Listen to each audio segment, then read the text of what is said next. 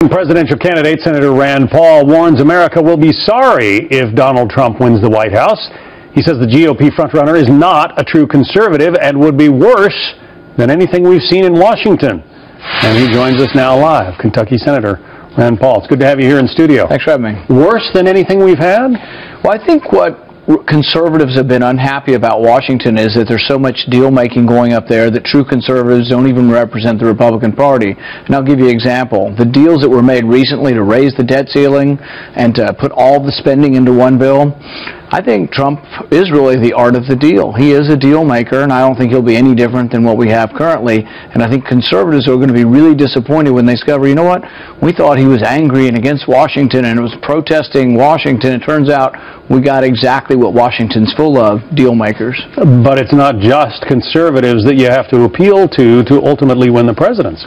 Yeah, but I think the conservatives typically are a big force in the Republican Party, and I think as we discover and as conservatives discover that Donald Trump favors using the government through eminent domain to take private property from one property owner and give it to another. I mean, the example, there was a woman who had her house for 30 years, Vera Koking, and he went in, used local government, took her house, and tried to make a parking lot out of it. So I just don't think those are conservative notions. He was a big supporter of the bank bailouts, big supporter of the original Obama stimulus plan, big supporter of a stimulus and also a single-payer health care plan. None of those are conservative notions. But all of these criticisms that you rightly point out, you know, maybe are positions that he has taken over the years. He is still sitting apparently atop the heap in Washington. I'm sorry, in Iowa, according to the polls. What's the appeal of Donald Trump? You know, I think it's uncertain yet who's going to win the election. We ought to wait and actually have the election and let everybody vote. I think when you look at the polls, the current polls that show him leading show a turnout 3 times what we've ever had in the caucus before. So it could be that they're way off. I mean, the polls in Kentucky a month ago for the governor's race were off by 13 points in a 2-person race a week before the election. So I guess a lot of us would argue that the polls aren't that accurate and we shouldn't spend all of our time on polls, and maybe we ought to look at organization, ground game. You know, we've made 500,000 phone calls in Iowa. We have 1,000 precinct chairmen. We think we're going to do very well with the youth vote, and we think the youth vote is also underrepresented in the polls. And that's a big part of your support. Absolutely. You know, because I think the government's gone too far in collecting all of our phone records. A lot of young people agree with me on that. Young people, if you talk to them, their life revolves around communicating with their parents and friends through their cell phone. They don't really think the government should be collecting their records, and I don't either. And because I've been a loud spokesman against this government surveillance, I think a lot of young people will come to our election and come to vote for me in the end. There's another billionaire who's making noises about getting into this race, Michael Bloomberg. Would you welcome his arrival? Well, you know, our initial response was I thought we already had one liberal billionaire in the race.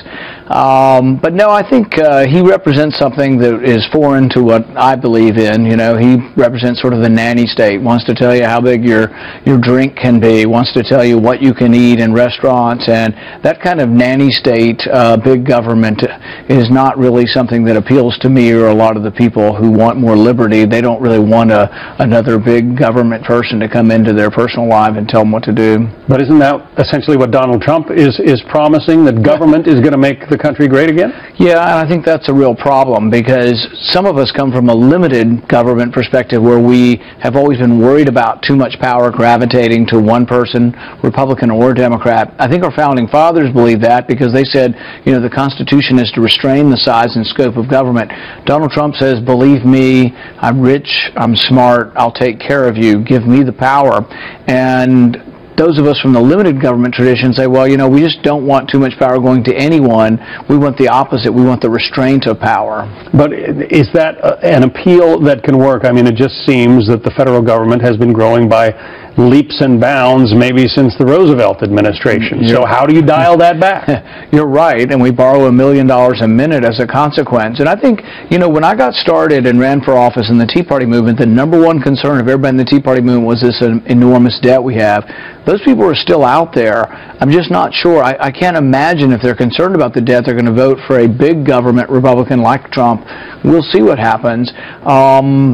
I think it's unknown. I think a lot of things are unknown, but I think people are going to be surprised after the election to see how much closer the election is between a number of candidates, not just one or two, but really it could be 4 or 5 in a jumble in Iowa, and I think that's what I predict will happen. As you point out, no votes have been cast yet. Rand Paul, Kentucky Senator and presidential candidate. Thank you. Thank you.